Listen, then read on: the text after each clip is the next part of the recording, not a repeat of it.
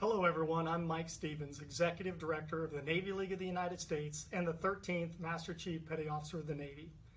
Thanks to our partnership with Naval Services FamilyLine, we're able to work together to support our Sea Service spouses, especially during this challenging time where many interactions have become virtual. We want to let all spouses know that the Navy League community of councils is ready to support you. You can join as a member of our organization at absolutely no cost and get local level support through our grassroots mission. Go to NavyLeague.org to join today. I'll now turn this over to Naval Services FamilyLine Chairman, Jennifer Thomas. Hello, and welcome to our first virtual Naval Services FamilyLine Core webinar. 2020 has been a challenging year, but Naval Services FamilyLine is dedicated to continuing our mission to provide our sea-serving families with education, resource, and mentorship to ensure their military lifestyle journey is a successful one. We have worked hard to adapt our programs to be accessible virtually to anyone, anywhere who seeks it. Our virtual Compass sessions continue to make a big impact to those just starting their journey. And in partnership with the Navy League of the United States, we're starting to bring to focus specific relevant topics through our core webinars, starting with today's topic on the Exceptional Family Member Program. Though it's still uncertain exactly when we'll be able to resume our in-person sessions and events, our commitment to provide important and relevant resources, information, and mentorship remain our top priority. Naval Services FamilyLine runs wholly by volunteers with a common passion and goal to help others succeed and enjoy their military journey. Thank you for your continued support and participation to help us meet our mission.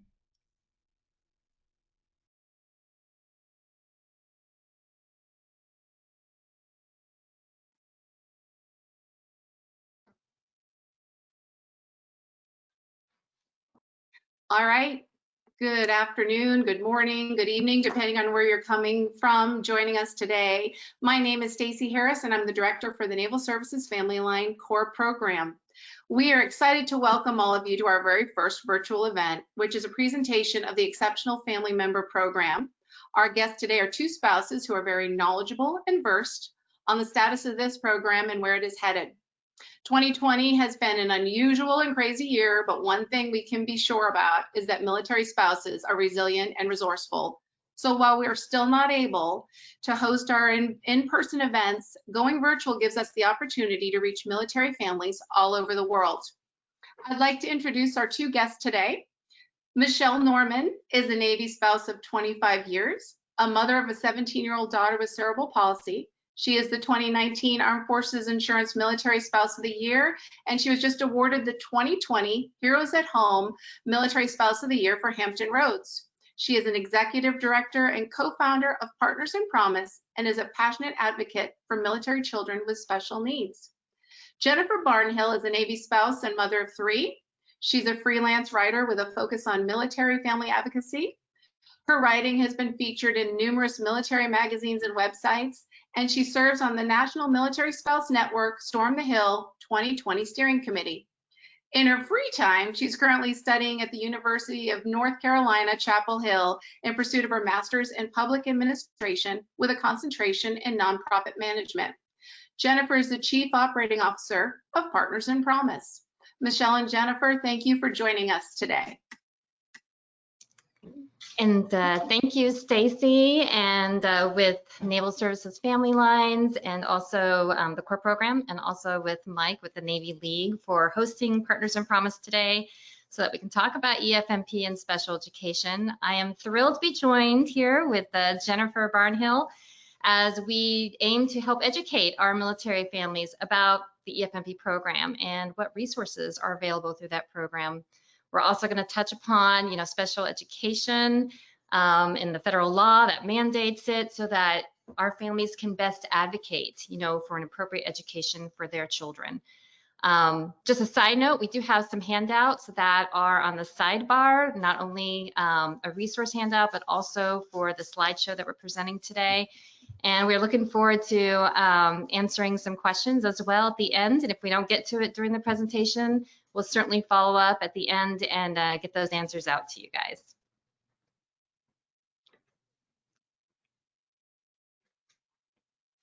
As Stacy mentioned, let's see if we can get our slides up. Make sure I got them up.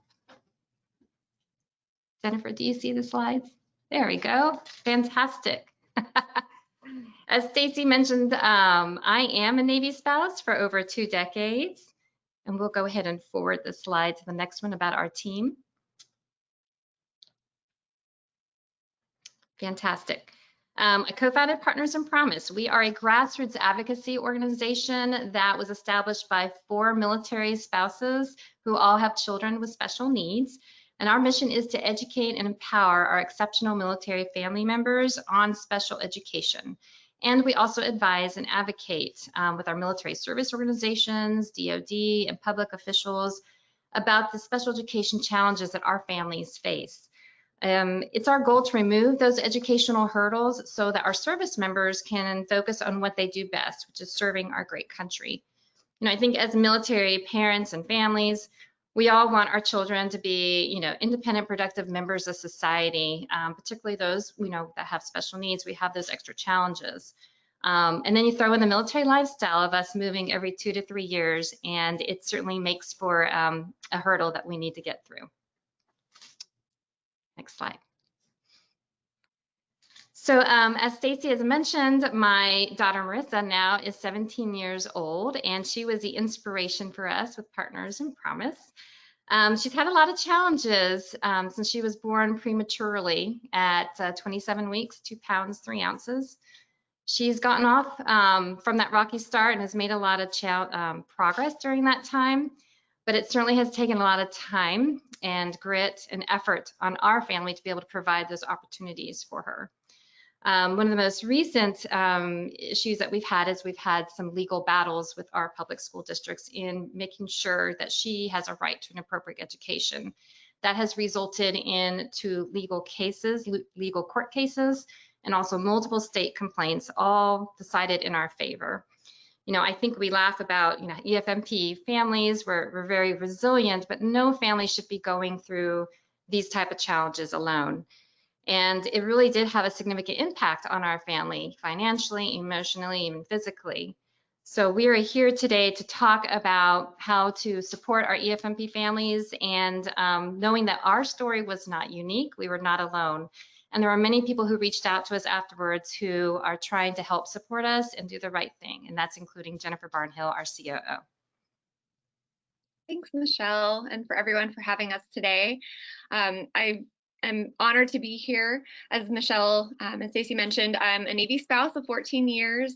I married my naval aviator in 2006, and we've had 2 OCONUS tours in Japan, traveled the world, living all over.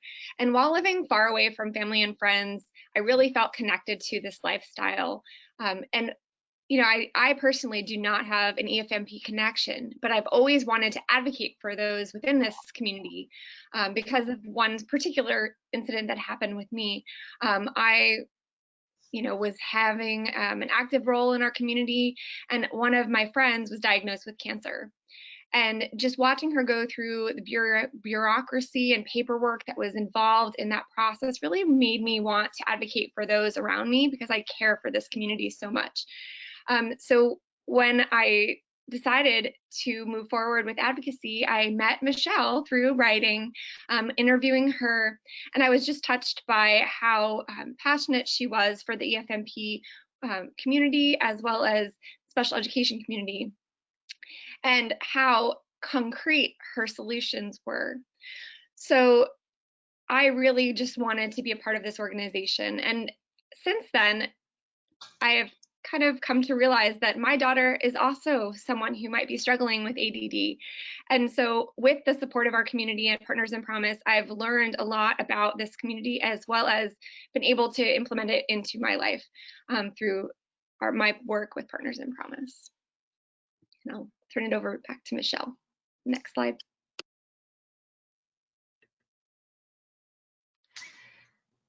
Well, let's go ahead and get started. First, we need to discuss the basics of EFMP and what this program is intended to do. Bottom line up front, EFMP is a program designed to help military families with special needs. What do those needs look like? Well, it could include a family member requiring access to specialized medical care, such as a pediatric neurologist. Perhaps a family member has a diagnosis that requires special education. Or maybe a family member needs medically necessary equipment like a CPAP for sleep apnea. These are just a few examples of how EFMP helps families navigate the complex world of the medical and education systems. The EFMP program is the military taking care of their own to allow their family service members the ability to continue to serve. So EFMP is a DoD program, and I think of it as a toolbox that has three main components. One, this program helps with identification and enrollment. The folks in charge of this process are the military treatment facilities, which we call MTF, the EFMP folks in those MTFs. There are several ways to be identified for enrollment. You may have recently received a medical diagnosis and you can self-enroll. You may also have information from your child's school that would warrant enrollment. Or your civilian or military doctor has identified a diagnosis that would qualify. All these avenues point back to the MTF EFMP who can guide you through those processes. Two, this program helps make sure that EFMP family needs are considered during assignment coordination. This is completed by the detailer located in Navy Personnel Command, PERS 454 in Millington, Tennessee. When relocating, access to care is essential for EFMP families, whether it be access to a specialized children's hospital or perhaps needing access to therapy centers that have specialties like ABA, speech, or occupational therapy. Our families also need access in a timely fashion, and I'm going to stress that, timely fashion during relocations, since many rely on medications that are only renewable with doctor's orders, or maybe they have conditions that require frequent doctor checkups. There may be times that overseas or remote locations will not afford that access. So EFMP is there to ensure consideration of their unique needs. And three, EFMP is a family support tool. EFMP families are assigned to an EFMP case liaison, which are typically located in the Fleet and Family Support Centers on their installation. Navy families can request an individualized service plan from their new EFMP case liaison upon arrival at their new duty station, and they can learn about all the local resources available to them. I highly recommend asking for this individualized service plan so the Navy can continually understand what the challenges families are facing, and they can adjust the resources accordingly. Also, EFMP case liaisons may refer you to the ECHO program if you're eligible. ECHO is the Extended Care Health Option, which helps certain families financially with access to very specialized medical resources that are not typically approved by TRICARE. The intent with ECHO was to be a comparable program to the state Medicaid waiver programs. And since most military families often can't apply for those waiver programs because of eligibility or because the wait years can be 5, 10, 15 years long, the ECHO program serves to be a comparable program to that. Next slide. So next slide, please. So we all handle quite a lot in this military life, and all of that has, the ability to make us feel a little bit more overwhelmed. And does this apply to me? How do I start? And not knowing is okay. The first step is to talk to your child's care provider and teacher. If you have not yet received a diagnosis, it's okay. We're all here for you to answer your questions, and trust your gut because you are your child's best advocate. The criteria for enrolling in the EFMP may include a number of reasons. Does one of your family members have a chronic condition that needs continual care from a specialist? Does a family member receive ongoing medical services that may or may not be permanent? Does a family member have significant behavioral health concerns that require interventions beyond just routine medication? Does your child receive early intervention or special education services? If you answered yes to any of these, you need to enroll in EFMP to ensure you and your family are taken care of. In our case, we knew early on that our daughter would qualify based on her diagnoses.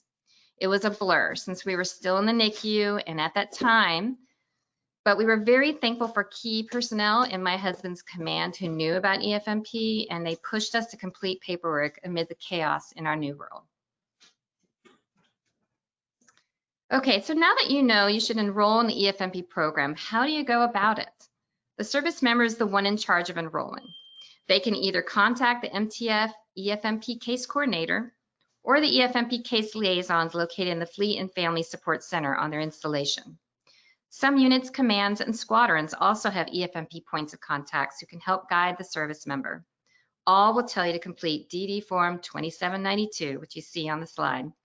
These forms will have sections that will need to be filled out by a medical professional. You may also need to submit DD Form 2792-1 if the family member is receiving special education. Once completed, the forms are turned into the Central Screening Command at the regional MTF locations in either Portsmouth Naval Hospital, San Diego, or Yokosuka. Once a decision is made, the information is entered into a database that PERS 454 in Millington accesses when making recommendations for assignments. Turnaround times can vary, but if you need an answer quickly for assignment purposes, please make sure the regional EFMP case coordinator knows that you need an expedited decision. Last, EFMP status is not permanent. Your family will need to re-enroll every 3 years to determine eligibility. It may appear redundant, but it's super important to see if any conditions have changed and if additional support is needed. There's an old saying that military spouses are a 2-for-1 deal. You recruit the military member, but you retain the family. And there are a lot of old-fashioned ideas that still plague our families today. And while that is unfortunate, we know that it is also self-perpetuating, and reality does not always align with rumor. Luckily, according to our 2021 survey, more junior military families are likely to ignore these stigmas and rumors. So progress is being made. But we are here to set the record straight. Your family's EFMP status will not have a negative effect on your service member's career. You may not be sent to a rural duty station or OCONUS depending upon your status, but basing and detailing decisions are made on a case-by-case basis, as they would be for anyone else who is enrolled or not enrolled in EFMP. So this is not something to worry about. So welcome to EFMP. You now have a new role. You are now an advocate for your family, your loved one. Now is the time to research everything you need to know about the diagnosis or specialty medical or educational requirements that your family member needs. Unapologetically be that parent. I can't stress this enough.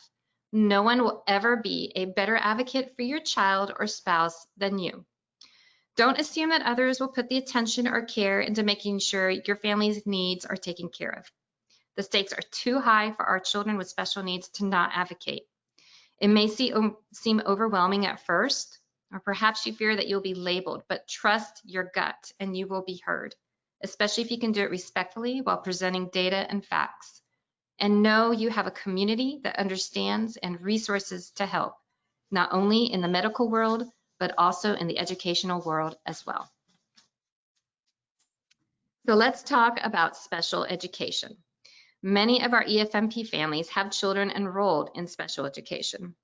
In the United States, special education is mandated through federal law called the Individuals with Disabilities Education Act, or we call IDEA. IDEA was first passed in 1975 under a different name, the Education for All Handicapped Children Act, and was reauthorized under President George W. Bush in 2004. IDEA requires that special education be delivered free of charge through the public education system, called a free appropriate public education, which we call FAPE.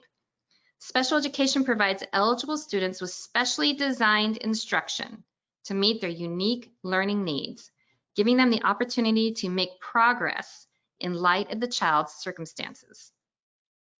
IDEA covers children from the age of 3 through high school or the age of 21, whichever one comes first.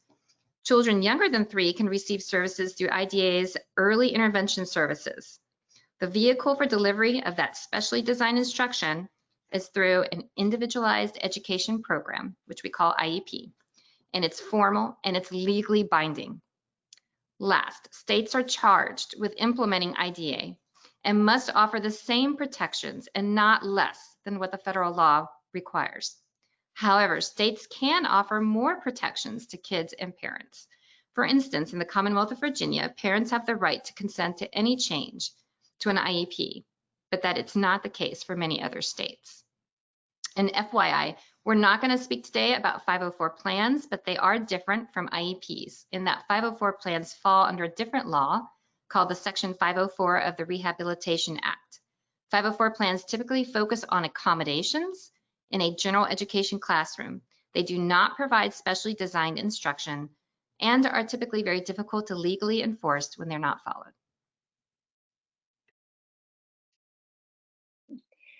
It is through our EFMP family's storytelling and collecting of qualitative data that we are seeing systemic problems with many public school systems not providing the required standards of education for our military children, often minimizing their disabilities and failing to appropriately implement IEPs, most commonly after a PCS. We already know that our highly mobile lifestyle hinders the continuity of education, but when IEPs are involved, the stakes are much higher. Add in COVID and the inequities that existed before are now amplified. According to a survey conducted by Rights Law, 31% of special education families went without any special education services at all in the spring, and 62% reported that if they did receive any, it was minimal at best. This data aligns with Blue Star Family's Pain Points poll, where one of the top military family concerns was IEP compliance during this time. And we want to point out that there are school districts that try their very best and work with our military families to ensure that their children receive a free and appropriate public education, both pre-COVID and now. However, we are seeing a culture of school districts waiting us out to avoid the financial burden of providing the required services and supports for our children. With no enforcement authority by the Department of Education or any other effective form of accountability from any institution, the responsibility to meet the standards of the law is left at the discretion of school leadership.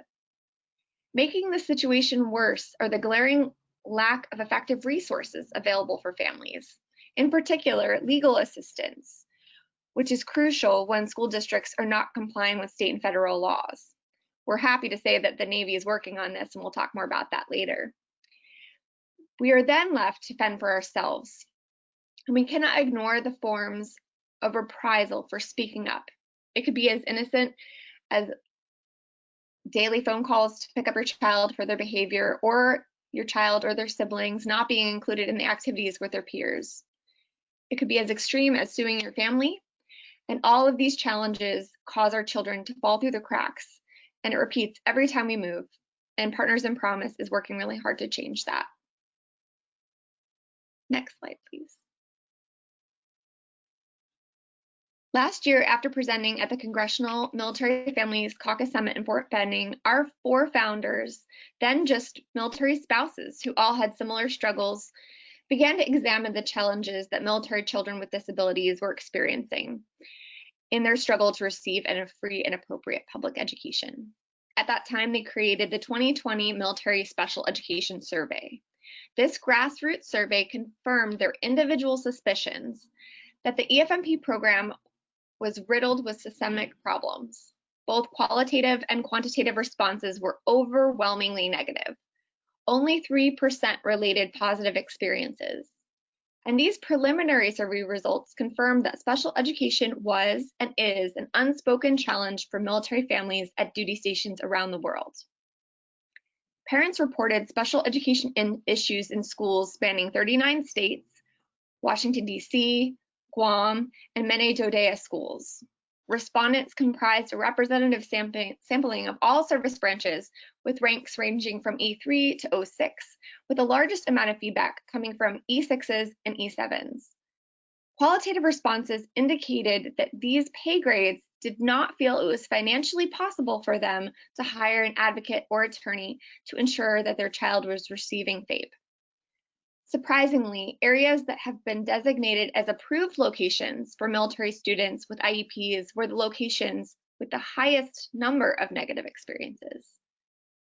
Unsurprisingly, the longer military families served in the military, the more moves they experienced, the more frequently they reported significant challenges ensuring their child receives FAPE. And even though EFMP is a DoD program, each service branch implements the program differently and has different resources. We know that remote or advanced enrollment, which is helpful for all military families, is inconsistent across the board, even in states that have adopted these guidelines. There's no legal enforcement for school districts to allow EFMP families to remotely enroll with an IEP. This causes delays upon arrival of critical supports and services. Additionally, IEPs are not standardized between states or even between school districts located next to each other, which makes it difficult for EFMP families to receive comparable services upon arrival. School liaison officers and coordinators are not able to advocate since it's not a part of their position description. In the states that do offer parental consent, we find that schools will sue parents if the parent does not agree to the changes to the IEP. And if there is not parental consent available in that state, then the IEP that the family just transferred in with is typically redrafted with a reduction of services and supports that the student arrived with. When all these changes happen very quickly after a transition, the stress is a lot for a family to bear, especially when there's nowhere to go for support. Only the Marine Corps up to that point had special education attorneys to help with these challenges, and the Navy is following their lead. Despite federal and state education regulations in place to protect students with special needs, children are caught in a system that operates with impunity because there's no true accountability. Families report that their children are receiving inflated grades after services and supports were reduced just to placate the parents. When parents disagree with the proposed IEP, the IEP meetings become combative and not collaborative. And when a family is lucky enough to hire a special education advocate, it's a financial burden and the meetings end up being more adversarial. The disheartening part of this process is although the Department of Education serves as the regulatory agency for all public school systems, they have no effective way to enforce their legal decisions. As most schools are responsible for defining, rating, reviewing their own performance metrics, and in many cases, determine which directives they will or will not follow. Some are responsible and provide education to the minimum standards of federal law. Unfortunately, many schools have realized it's easier to follow the path of least resistance by prioritizing competing agendas. In the process, laws are broken, even when parents win in a legal due process. The stress is stifling for military families, and it leaves vulnerable children with a substandard education. Next slide. We're going to talk a little bit about impact aid funding. You know, those forms that you have to fill out every time you move to a new school district, usually in a September, October timeframe. Impact aid funding is dispersed to public school districts that serve our military children. And there are 3 separate pots of funding.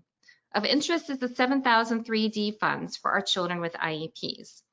It is concerning that school districts are receiving money to ensure that children with disabilities are receiving an appropriate education, yet there is no auditing of those funds. Those funds could be funneled to other places and no one would ever know. There's a lack of transparency in the use of impact aid. And what is most concerning is that impact aid designated to help military children with needs can, without penalty, be used to pay school attorneys to fight military parents who are simply advocating for the minimum level of education for their children. Next slide. So why does this all matter? Children with exceptional needs require specialized medical and educational services to succeed in life and ideally become active, tax-paying citizens within our communities. When services are disrupted, it affects the child's readiness for the next step in life after school. Additionally, the required parental advocacy increases. The result is a less ready force. As advocacy enhances coping, advocacy involves struggle, and advocacy causes stress. But as we know, increased stress impacts operational readiness. According to an Armed Forces and Society study, male military members' work performance declined 19% when under significant family-related stressors. and anecdotal reports indicate that some families choose to be geographically separated from service members because of special education related concerns. While this may relieve academic stress placed on families, it contributes to the stress faced by military spouses living as solo caregivers during these geographic separations. At the request of the Military Family Caucus, which is co-chaired by Congresswoman McMorris Rodgers and Congressman Bishop, and in response to the survey responses that we gathered last year at the MilsFed 2020 survey, Partners in Promise created the Promise Act last December. The Promise Act, which stands for Protect the Rights of Military Children in Special Education, proposed the following 7 action items to correct the systemic issues with the EFMP and military special education. First, directing a Government Accountability Office study, GAO study, that identifies school district usage of those 7,000 3D impact aid funds. Are those funds truly going to children with special needs? 2, ensuring remote school enrollment for all military families. If remote enrollment is guaranteed, there should not be any reason why an IEP cannot be implemented by the time a family arrives. Too many families go without services, sometimes up months after arriving at a new school. 3, tasking DoD to provide an annual report to Congress on special education challenges that our military family children face. No one is tracking this information. 4, allowing families to maintain IEPs at the gaining duty station after a PCS for up to 6 months. Students with special needs need that consistency and routine, and I would even say they need more support at a new school. So why are they always losing services and support within the first few months? Let's allow them the ability to retain that IEP and get them settled to see what they truly need. Requiring parental consent to all IEP changes before changes can be implemented. Every state should have this protection. 6, providing special education attorneys and advocates across all service branches in densely populated EFMP locations. We know this is a need for multiple surveys and data. And last, instructing state education agencies and the U.S. Department of Education to gather and provide data on special education disputes involving military children. Again, why are we not tracking this data? How many military families are reporting problems at each level? Who's tracking those complaints at the school district level, the installation level, the state level, and federal level? We need to know this, as this informs which EFMP designated locations are actually supporting our EFMP families.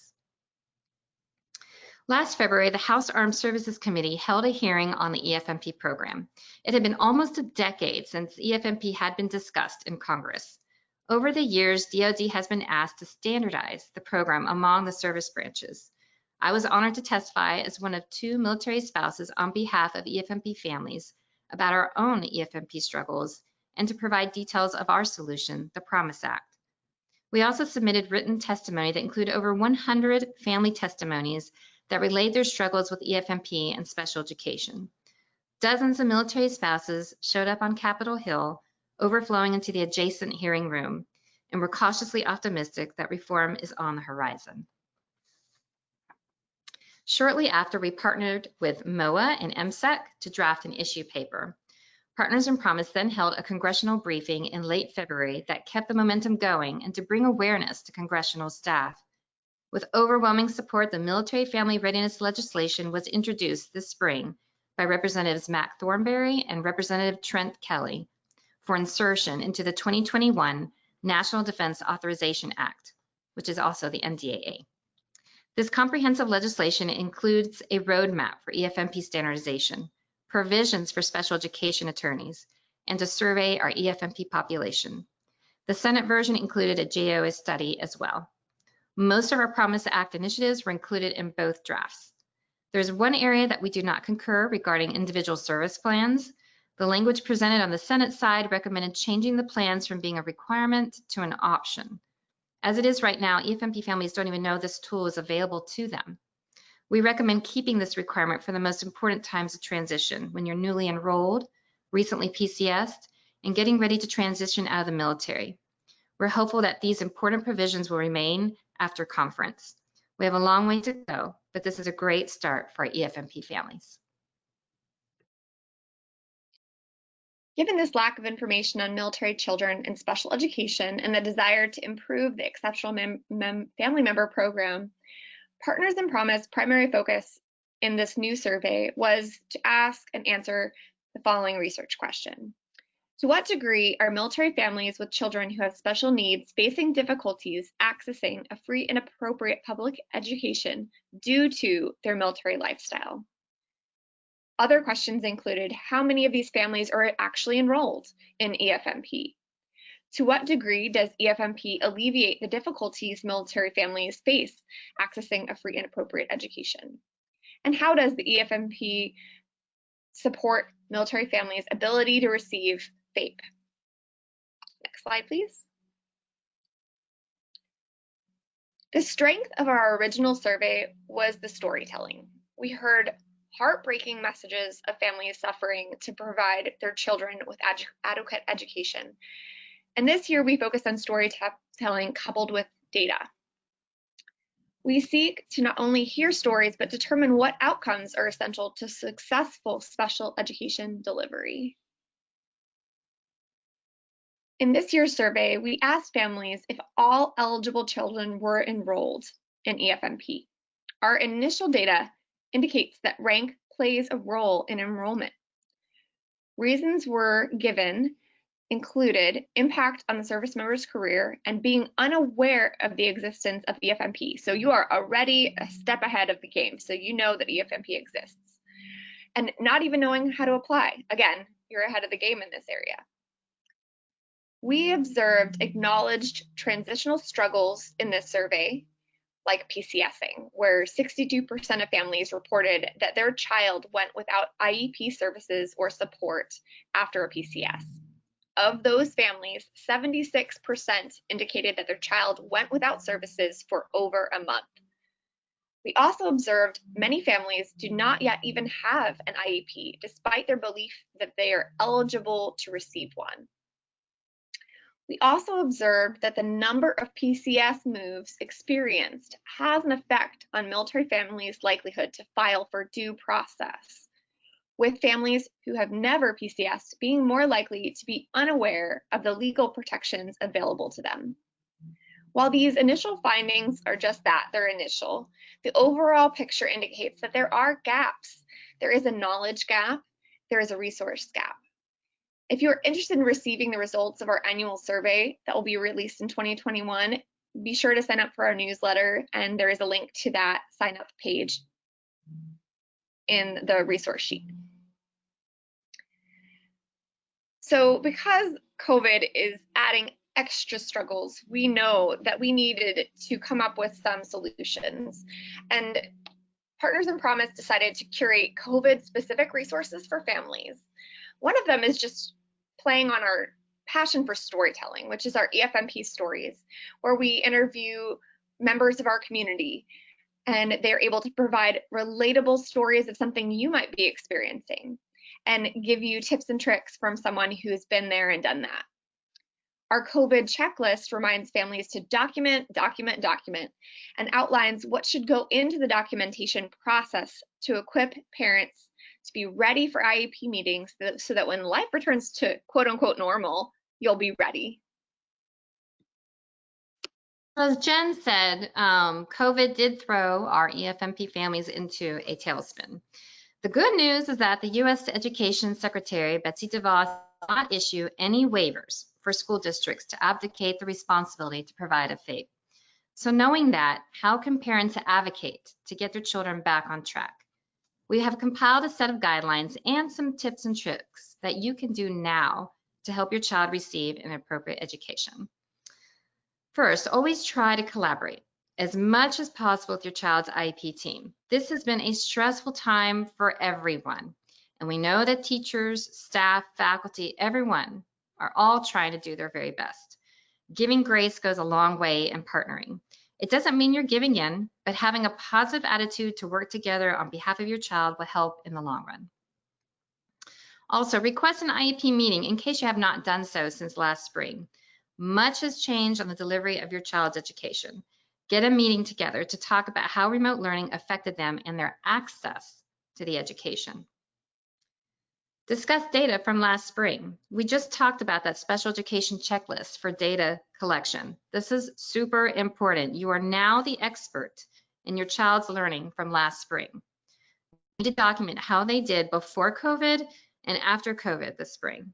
What services were missed? Did you see regression, and how? All of these details are important since only you as a parent was overseeing their education. Also, ask who is delivering the services in that IEP. Is it going to be the teacher? Is the therapist? You are not expected to be the teacher. So go through every detail of that IEP and ask specifically who is giving that service or intervention. And last, discuss compensatory services.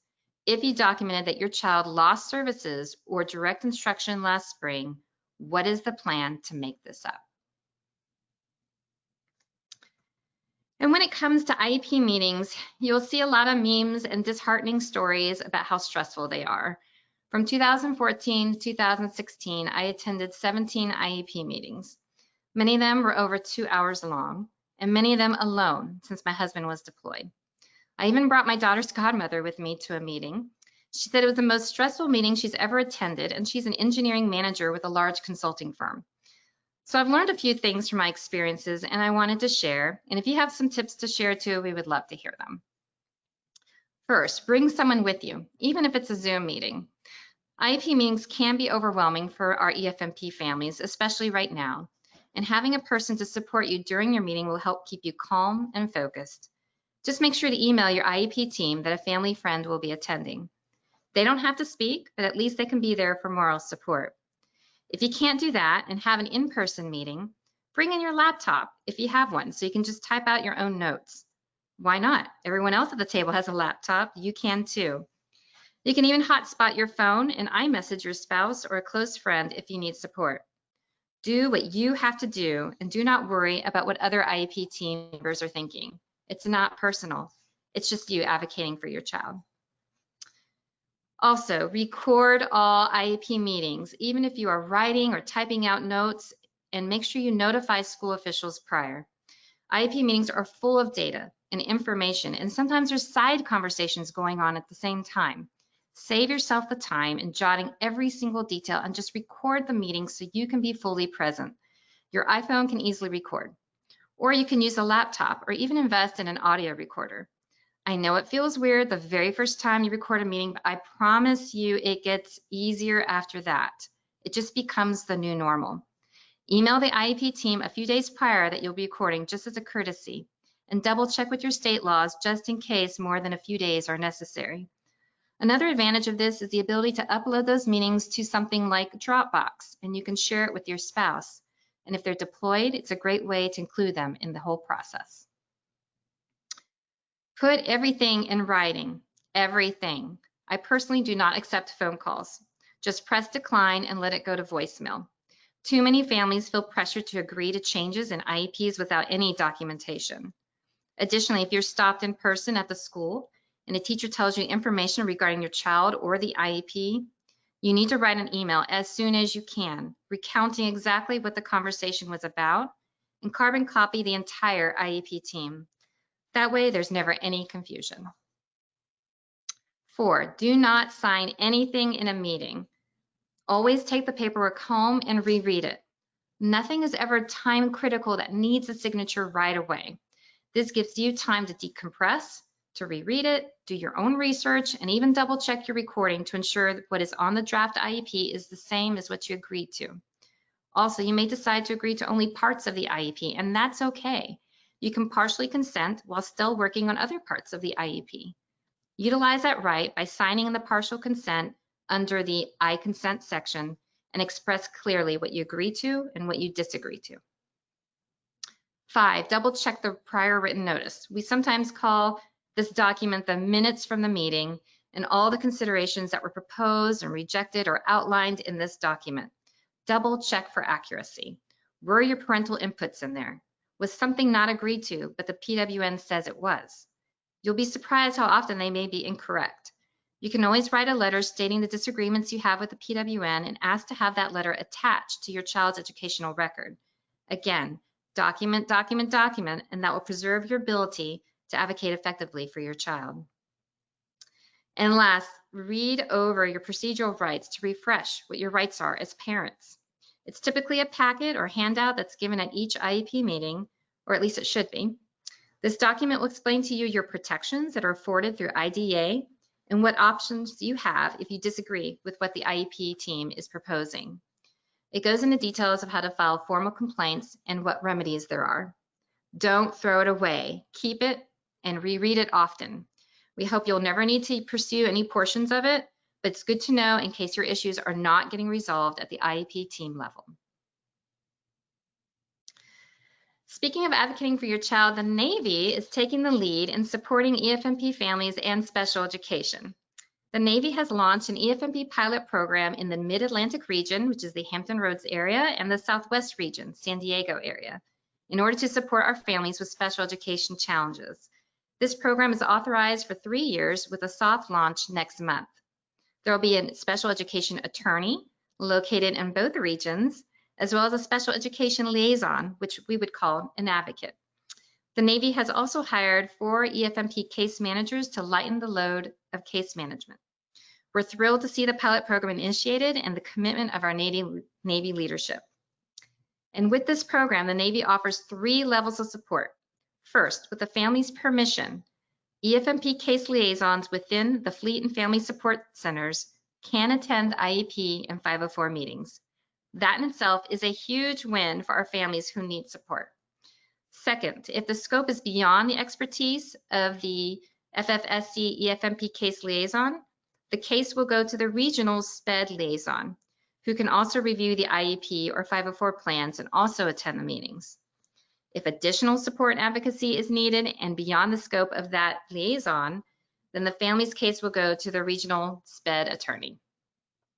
Although we have not released our findings from the 2021 Military Special Education Survey yet, one of the questions asked was what resources would be helpful for our families in their advocacy for their child's education. 80% said access to a special education advocate and to attend meetings would significantly help their child receive a FAPE. 61% indicated that access to a special education attorney would significantly help as well. An MSEC's Military Kids Now 2020 survey also indicated that 66% of military families with a child with an IEP or a 504 plan felt they could benefit from having legal advice. The data shows that these resources are needed in the EFMP community.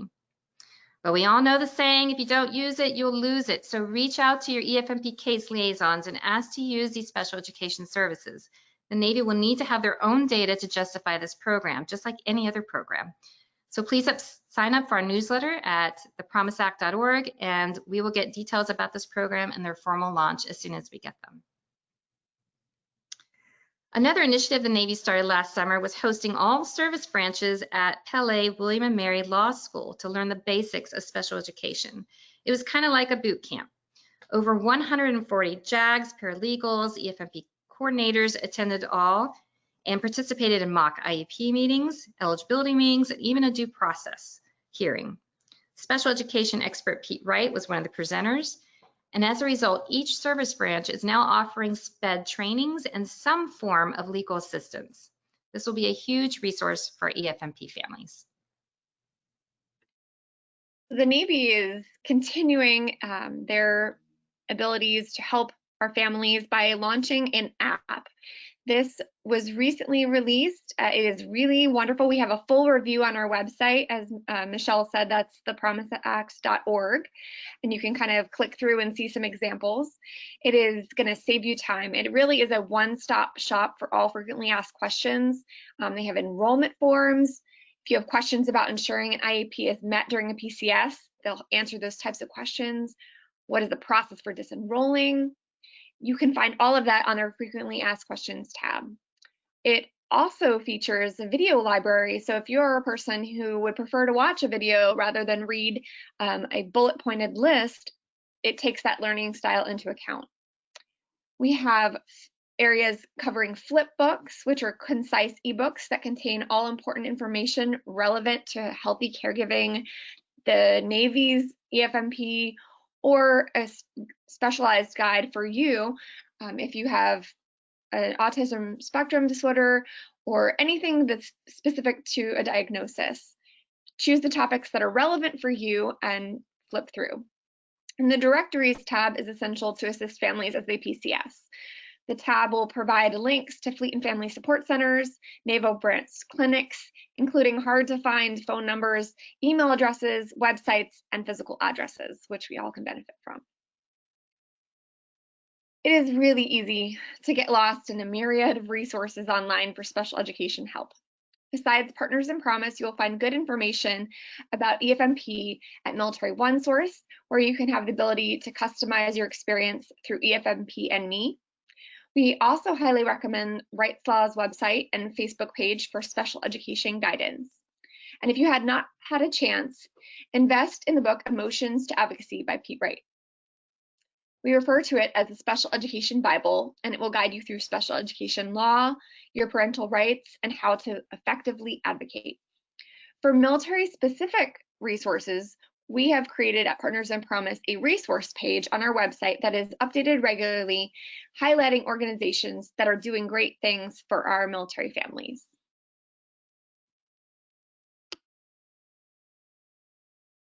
Next slide, please.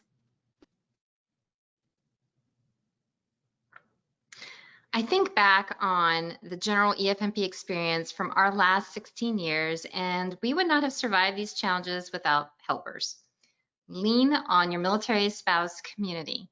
They are a lifeline within your spouse's squadron, command, or ship. We would not have gotten through some of the toughest times without them. Another great resource for our Navy families is the Navy Marine Corps Relief Society. They supported us financially when we needed to travel to Ohio for a critical surgery and needed to stay in a hotel for 30 days. The Ronald McDonald House was booked for at least 2 weeks. The Navy Marine Corps Relief Society supported us through that crisis.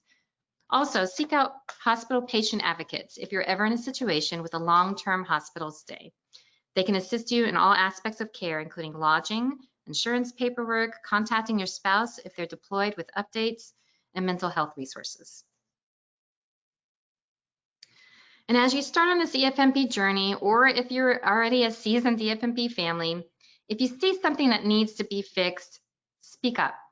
Speak up to make change, even if it is small. Join the local Special Education Advisory Council or the PTA. After my experience with the school district, I reached out to school board members, and when we didn't get a response, we knew we needed to keep going, not just for Marissa, but for others. And that is when I started to speak to legislators through congressional letters and started to organize with other families.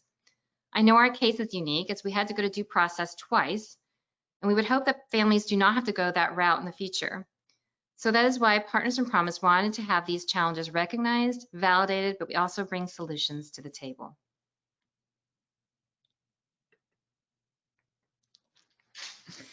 So I want to just kind of say, EFMP families, we see you and we know what you're doing and you're holding down the fort, and we recognize those struggles that you're having. You're not alone. And I will say that the Navy's been really good to us over all these years, and we need to make sure we keep an eye on each other within our EFMP communities and help where we can. Indulge in self-care. That's the other thing I wanted to talk about is we tend to put ourselves last in just about everything that we do. In fact, a lot of military families do that.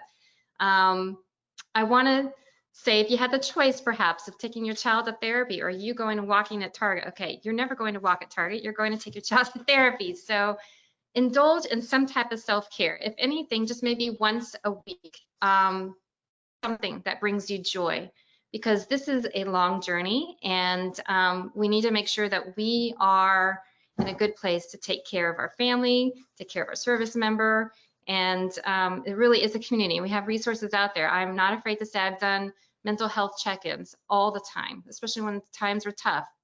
No problem. In fact, I want everyone to do that if you can, at least once every 6 months. Just someone to talk to and make sure that you're going in the right direction, and that if you need help, you can get help. So please, if you have also not gotten looked into respite care, please apply for that, because it is such a vital program. And I know we would not be here today without respite care, just to give you a break when you need to have those breaks. The other thing I want to say is just service members, if you're listening, Engage, engage, engage with your detailer. Do it early, do it often, let them know about your EFMP status. You do not want any surprises in your EFMP detailing, but it is just be proactive and just make sure they're aware of your family circumstances. You know, you're happy to serve in the Navy and do great things in this world, but you know, we do need to have these considerations taken into account. What do you think, Jen? Are these some of these things that you would also recommend? Yeah, and I know that for me and our family, throughout all the different moves, all the different places, living in Oconus, finding a tribe, and that's one that will carry you through from start to end, but also along the way, and finding a new place to plug in and new communities. Michelle and I, we work together all the time, we talk all the time, but we've never met in person. So there's so many ways that you can build a tribe nowadays. So build your tribe and find support where you can find it. Exactly. It is a balance between family and career. I know that we've been proud in the past and maybe have not asked for help when we should have asked for help. So I think I want to maybe stress that as well, not just mental health, but just help in general with our community. And so, you know, you're not alone, but people don't know to help you if they don't know what's going on. So reach out, because it's we're there to help, and the resources are there. Would you say that's similar, Stacy, too? I was going to say, it's interesting. We're always standing by to help, but we're hesitant to ask for help. And I can really appreciate just my children. They didn't have special needs, and I felt overwhelmed just dealing with their school systems and the move. So having a program like this and having you ladies out there supporting and providing this education is just such an incredible gift to these families, because not knowing where to go and feeling that you're all alone, it's really hard, and it's hard on the service member and it's hard on the family. So this is just an incredible gift that you guys have done for us. I had one question just personally as I was listening to this. When you were going through the Promise Act and you were talking about the funds that the school received, it sounded like the school could almost use those funds against you, working against you. And so I'm hopeful that through the Promise Act, that's going to take care of that. Or can you clarify that? Because I was like, what are you talking about? But I'd like you to, that was my own personal question I wanted to ask you. It's a sticky subject whenever you bring up impact aid. There are many organizations out there that don't even really want to bring up impact aid. So whenever you start talking accountability and transparency, the lobbyists start coming out with pitchforks. So we know for certain that in our school district, every year a agreement is made between city attorneys and the school district, and they agree on a certain amount of money per year, and they have the ability to advocate for the school board members. But the money comes from a general fund, and guess where impact aid money comes into? It goes into a general fund. So you really have no idea if those impact aid funds that were just funneled over for city attorneys could be used. And so it's really distressing for military families who live in a community, who own a home, who are already paying taxes for the school district, and they're getting money also because of our child having an IEP and then being sued. And so it's just very frustrating. And I think with just a little bit of eyes on where those funds are going, we can ensure it is to support them and give them services and accommodations. And I don't know, it's a very difficult situation. That will be probably one of the hardest parts. But I know that Jen, we were talking about the GAO study. We'll look at those impact aid funds if that gets passed from in conference from the Senate side. And we're looking to see, they mentioned that those initiatives from the Promise Act will be the National Defense Authorization Act is the budget for the military, and that is, we're hoping, will be signed after the election, is when we might have a little bit more information for our families. But one thing I want to really emphasize is that all of this, all the fighting, and not fighting, but all of the struggle that people are hearing about and what we've shared with the group today, there are people, not just individual nonprofits advocating for you, but the military, the Navy. Look what they're doing. They're stepping up. They're trying to fill the gap. So really what we've noticed is by listening to our families and reporting out through data, they're responsive and things are changing for the better. And we just really want to keep in touch with the military and help give them the information they need to help make change for us. And so that's where our community, where we're asking you to plug in, plug into Partners in Promise, plug into your local communities. That way we can understand what challenges you're facing and then pass that along to leadership. Yep.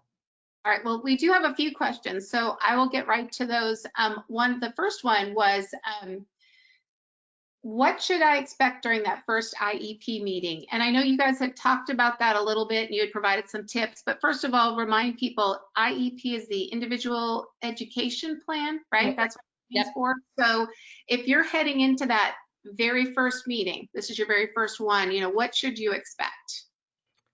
So I'm assuming that this child has already been deemed eligible, and that's why they're having the first IEP meeting. And I think maybe we should talk a little bit about who sits at these meetings, right? So there's an IEP team, and it is made up of the most important members, I believe, are the parents, and then it could be even the child, depending on how old they are. They can attend their own IEP meetings as well. But then you have an administrator, you have a special education teacher, you have a general education teacher, you have someone who can make decisions like a principal. You've got, if there's data, because usually that first meeting, you're going to go over evaluations and try to come up with this roadmap of what kind of services and support instruction needs to happen for your child to access the education. And so I think be prepared to talk about the data and what evaluations the school may have completed. Perhaps you're bringing in private evaluations as well. I do believe that first IEP meeting sets the tone on how you are going to interface and advocate for your child. And I always tell people, don't bring in donuts, don't bring in muffins. Yeah. This is a business meeting, and dress like it. Dress like this is you as a professional coming in with data, coming in with solutions. And it's not, you don't want to be emotional about it, but just very black and white as much as you can. These meetings can go long. I tell people, if they say it's an hour, you better plan for 2 hours. Because once people start talking and side conversations, make sure that you put enough time on both ends of the meeting so that you don't cut them short. And again, those tips and tricks that I gave on that IEP meeting, please, recording and documenting and whatever you need to do to advocate and, make sure you know your rights. If you need to talk, and just throw it out there. I'm here to advocate. Never, ever, ever say you're here because you want your child to get the best education. Take that out of your mind. Never say best. It's access to an appropriate education. We call it FAPE. And that's, if you have to at least start the meeting off that way, do it, because I think that sets the tone, because you're going to be on a long journey to ensure that these goals are measurable, to make sure the interventions are correct, that you can see, what type of progress are you going to be seeing with your child and where they need to be in the next year. So I hope that helps a little bit. I mean, it's kind of a long answer, but I think that if they go to our website and take a look at some of the resources we have, that will help. Well, another question just came in, so I'm going to get to that because I know we're running short on time. This question is, will you discuss how the EFMP supports older students? And I think this has to do, I'm trying to read through the question, navigating high school special education support with advanced classes is difficult. And I do believe the 504 must be touched and further discussed, especially as AP season starts. I guess that they're down in Texas. So high school must have accommodation notices from college boards 2 weeks before testing for it to be supported. That was a lot of question there. So it looks like really it's supporting those high school students with special education and advanced classes. Is there any advice you can share on that? And that question will send that to you so you can read through it and maybe give a more detailed answer after. But I would definitely want to look at that closely. I do know that, for instance, the folks that are taking the AP exams and the SATs, they do have to have some coordination prior to ensure that there's some accommodations that are in place. But I would have to take a look at more of the details on that. And I know that another question, IEPs do not go with you to college. However, there are disability rights, offices at each university and college. And a lot of the accommodations that are already in the IEP would just be transferred over into whatever that university's disability roadmap would be for those students. So it's okay to be on an IEP all the way through high school. I think some people feel like their senior year, they have to jump off an IEP and go to a 504. That's not the case. It's just that you're going to be utilizing a different form once you get to a university. So, Okay. but I would take a look at that. I'll share that question with you. We had one last question I think we have time for, and it's, what is the best way to go about getting an advocate when the school is not cooperating or handling IEP decisions in a timely manner? Who do you reach out to?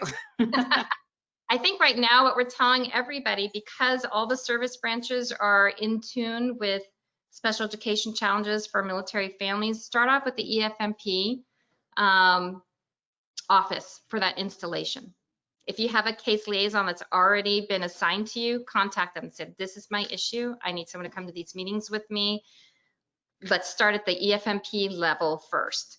Then we'll see who can, I think all the service branches are now stating that they're going to have folks available to attend meetings with them.